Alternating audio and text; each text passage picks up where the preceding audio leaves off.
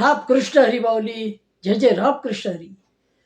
बावली, आज आषाढी एकादशी. पांडुरंगाच्या दर्शनाला मोठ्या ओढीनं वारकरी जातात आणि विठ्ठल नामाच्या गजरामध्ये तल्लीन होऊन जातात. आणि म्हणूनच आज आपण एक असाच नामाचं महत्त्व सांगणारा अतिशय प्रसिद्ध असा अभंग संत तुकाराम महाराजांचा पाहूया. अभंग असा आहे पहा. विठ्ठल टाळ विठ्ठल दिंडी विठ्ठल तोडी उच्चारा, विठ्ठल टाळ विठ्ठल दिंडी विठ्ठल तोडी उच्चारा, विठ्ठल ओघ्या भांडवला विठ्ठल बोला विठ्ठल, विठ्ठल ओघ्या भांडवला विठ्ठल बोला विठ्ठल, विठ्ठलनाद विठ्ठल भेद विठ्ठलनाद विठ्ठल भेद, विठ्ठल छंद विठ्ठल विठ्ठल छंद विठ्ठल, विठ्ठल सुखा विठ्ठल दुःखा विठ्ठल सुखा विठ्ठल दुःखा, तुकया मुखा विठ्ठल तुकया मुखा विठ्ठल. असा हा संत तुकोबारायाचा अतिशय प्रसिद्ध असा अभंग आहे. पहिल्या चरणामध्ये तुकाराम महाराज म्हणतात, विठ्ठल टाळ विठ्ठल दिंडी विठ्ठल तोंडी उच्चारा. टाळ आणि मृदंग जे आहेत त्याचप्रमाणे संतांचा मेळा दिंडी जी आहे, या दिंडीमध्ये विठ्ठलाचा वास असतो, विठ्ठलच असतो. विठ्ठल टाळामध्ये आहे, मृदंगामध्ये आहे, त्या प्रत्येक वारकऱ्यामध्ये आहे. विठ्ठल सर्वत्र वसलेला आहे त्या ठिकाणी. आणि म्हणूनच तोंडानं विठ्ठलाचं नाव घ्या. विठ्ठल विठ्ठल म्हणा बावली, विठ्ठल विठ्ठल म्हणा. विठ्ठल घ्या भांडवला विठ्ठल बोला विठ्ठल. सर्व भांडवल हे विठ्ठल आहे. धर्म अर्थ का मोक्ष या सर्वांच्या ठिकाणी विठ्ठल आहे. भांडवल जे असेल त्या ठिकाणी विठ्ठल आहे. विठ्ठल सर्वत्र व्यापलेला आहे. आणि म्हणून काय म्हणा, विठ्ठल विठ्ठल म्हणा, विठ्ठल बोला विठ्ठल, विठ्ठल बोला विठ्ठल. संत तुकाराम महाराज अजून एका अभंगामध्ये नामाचं महत्व सांगताना म्हणतात पहा. तुका म्हणे नामो नाही चैतन्य हे धाम. तुकाराम महाराज म्हणतात, नाम हे साधं नाही आहे. नाम हे साधा आहे का? साधं नाही. तर चैतन्याचं तिचं धाम आहे, ईश्वराचं तिचं धाम आहे. नाम आणि चैतन्य नावामुळे एकरूप होतात. जेव्हा आपण नाव घेण्यामध्ये तल्लीन होतो तेव्हा आपल्याला बाकीचं काही घेणं देणं नसते. या संसाराच्या व्यापामधून काही क्षणापुरतं आपण वेगळं होत जातो. आणि हा जो नाद आहे, भक्तीचा नाद, हा अतिशय महत्वाचा आहे बावली. आणि इतर नाद केल्यापेक्षा भक्तीचा नाद, नामाचा नाद हा कधीही चांगला आहे. आजकाल नादांची संख्या वाढलेली आहे. तरुण पिढी व्यसनाच्या आहारी जात आहे. अहो, तरुण पिढी कशाला, या मोठ्यांचं पाहून लहान जे खूप मोठे लोक आहेत त्यांच्या पार्ट्या वगैरे दाखवतात आणि पार्ट्यामध्ये नको ते सेवन करतात, नको ते उद्योगधंदे त्या ठिकाणी करतात. उद्योगधंदे म्हणजे नसते उद्योग, पार्टीमध्ये रंगणारे किंवा श्रीमंतांचे वेगवेगळे व्यसन. हे व्यसन म्हणजे आज फॅशन झालेले. व्यसन काय झाली आज? फॅशन. पूर्वी व्यसन म्हणजे शरम लागत होती, आज शरम लागत नाही. बापन मुलगा काही ठिकाणी घरामध्ये एका ठिकाणी बसून म्हणजे मद्यपान करणारे काही लोक आहेत, इतके पुढे गेलो असं समजतात ते. तर स्मोकिंगच्या बाबतीमध्ये, सिगारेटच्या बाबतीमध्ये तर तुम्ही जर मोठ्या शहरामध्ये गेले आणि एखाद्या चौकामध्ये उभे राहिले, तिथे तुम्हाला दिसून येईल अतिशय लहान लहान मुलं कॉलेजमध्ये जाणारी वगैरे असतील, महागड्या सिगारेट विकत घेतात आणि त्या फुंकतात. शरीराचाही नाश करतात, व्यसन लावून घेतात. आणि कशापायी?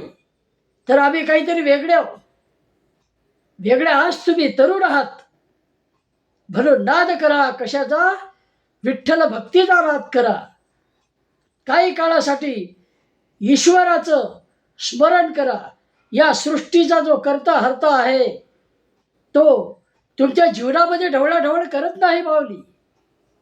नाही तर काही लोक म्हणतील देवाला जबाल बुद्धी दिली असं करण्याची, तसं काहीच नाही होत.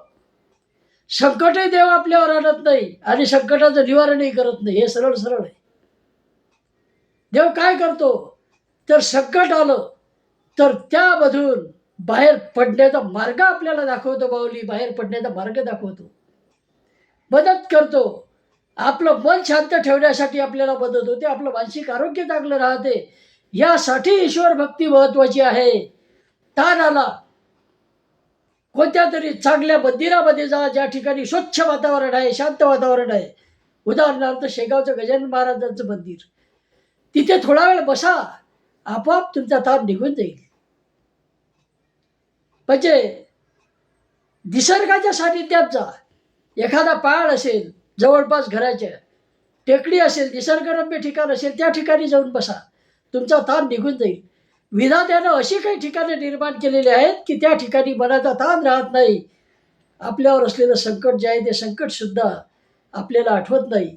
आणि अशा ठिकाणी बसल्यानंतर जर विठ्ठलाचं नामस्मरण केलं, पांडुरंगाचं नामस्मरण केलं, किंवा तुमची इष्टदेवता कोणती असेल त्याचं नामस्मरण फक्त करा, तुम्हाला मनशांती लाभल्याशिवाय लाभणार आहेच माऊली. मनशांती लाभल्याशिवाय राहणार नाही. त्या बोला विठ्ठल विठ्ठल पांडुरंग. पुढच्या चरणामध्ये महाराज म्हणतात, विठ्ठल नाद विठ्ठल भेद, विठ्ठल छंद विठ्ठल. सर्वत्र विठ्ठलच आहे. ऐकू येणारा प्रत्येक ध्वनी नाद हा विठ्ठल आहे. प्रत्येक ध्वनी विठ्ठल आहे, प्रत्येक नाद विठ्ठल आहे. आणि हे जे सर्व भेद असतात वस्तूंमध्ये, या भेदांचं एक सूत्र आहे. भेद असले तरी काही साम्य त्यामध्ये असतेच. आणि हे साम्य म्हणजे तो विठ्ठल आहे. हे चैतन्य त्यामधलं म्हणजे विठ्ठल आहे. सर्व जीवांमध्ये भेद जरूर आहे. उदाहरणार्थ प्राणी आणि वनस्पती भिन्न आहेत, बऱ्याच लक्षणं भिन्न आहेत, तरी सुद्धा त्यामधला एक साम्य आहे. कोणतं साम्य आहे, तर सर्व पेशींनी बनलेले आहेत. सर्वांचं शरीर हे पेशीमय आहे. सर्वांच्या ठिकाणी चैतन्याचा वास आहे.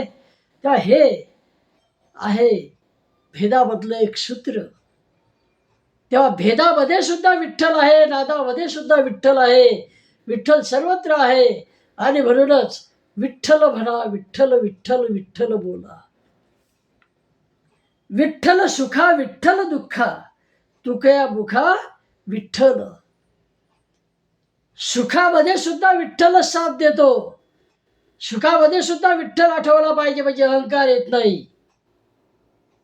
अहंकार हा भल्याचा नाश करतो.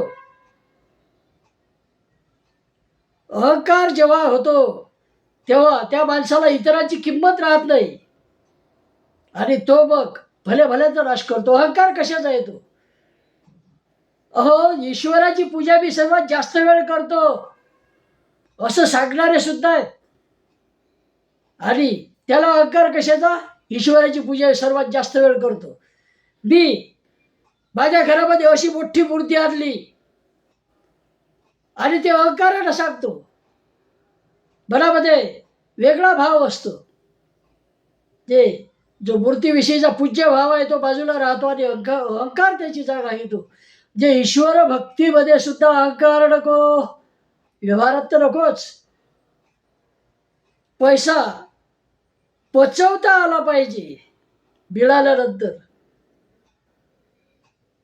पैसा पचवणं सुद्धा महत्वाचं आहे, धन पचवणं महत्वाचं आहे.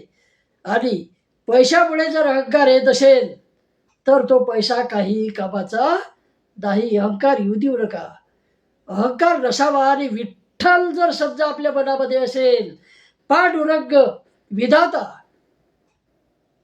आपली इष्टदेवता जर आपल्या मनामध्ये असेल, तर नक्कीच अहंकारापासून आपण काही प्रमाणात का होईना दूर राहतोच. काही प्रमाणात त्यापासून आपल्याला सूट मिळू शकते. मुक्ती तर नाही मिळू शकत कोणालाच अहंकारापासून. अहंकार हा येतोच येतो, फक्त तो कमी जास्त होऊ शकतो. तेव्हा अहंकार हा येत नाही. सुखामध्ये विठ्ठल आठवला तर अहंकार येत नाही. तसंच दुःख जे आहे, या दुःखामध्ये जर विठ्ठल असला सोबत विठ्ठलाचं नामस्मरण असलं तर दुःख सोसण्याची सुद्धा शक्ती मिळते, बळ मिळते. हे सर्वात महत्वाचं आहे माऊली. आणि म्हणून विठ्ठल सदैव आपल्या मुखामध्ये असला पाहिजे, मनामध्ये असला पाहिजे. त्यासाठी अवडंबनाची गरज नाही. नामाचं महत्त्व महाराजांनी सांगितलेलं आहे. नाम किती महत्वाचं आहे ते सांगितलेलं आहे. तेव्हा नाम नाम घेता न लगे बोल, नाम मंत्र नाही खोल, हे महाराज दुसऱ्या एका अभंगामध्ये सांगतात. त्याचप्रमाणे संत नामदेव महाराज नामाचं महिमा सांगताना म्हणतात, नाम हेची कर्म, नाम हेची धर्म, नाम हेची कर्म, नाम हेची धर्म, केशव हेची वर्म सांगितले, केशव हेची वर्म सांगितले. नाव हेच कर्म आहे, नाव हेच धर्म आहे, हे नामदेव महाराज म्हणतात. तेव्हा नामाचा महिमा अपरंपार आहे माऊली. आणि मनोज तुकाराम महाराज यामध्ये विठ्ठलाच्या नामस्मरणाची महती आपल्याला सांगतात. सुखामध्ये विठ्ठल आठवावा, दुःखामध्ये विठ्ठल आठवावा. आणि तुकाराम महाराजांच्या मुखामध्ये तर सतत काय असतो? विठ्ठल असतो. विठ्ठल विठ्ठल विठ्ठल विठ्ठल विठ्ठल. रामकृष्ण हरी माऊली, रामकृष्ण हरी. आषाढी एकादशीच्या सर्वांना हार्दिक हार्दिक शुभेच्छा. परत एकदा अभंग ऐकूया. विठ्ठल टाळ विठ्ठल दिंडी, विठ्ठल तोंडी उच्चार, विठ्ठल टाळ विठ्ठल दिंडी, विठ्ठल तोंडी उच्चार, विठ्ठल वघ्या भांडवला, विठ्ठल बोला विठ्ठल, विठ्ठल वघ्या भांडवला, विठ्ठल बोला विठ्ठल, विठ्ठल नाद विठ्ठल भेद, विठ्ठल नाद विठ्ठल भेद, विठ्ठल छंद विठ्ठल, विठ्ठल सुखा विठ्ठल दुःखा, विठ्ठल सुखा विठ्ठल दुःखा, तुकया मुखा विठ्ठल, तुकया मुखा विठ्ठल. रामकृष्ण हरी माऊली. जय जय रामकृष्ण हरी, जय जय रामकृष्ण हरी.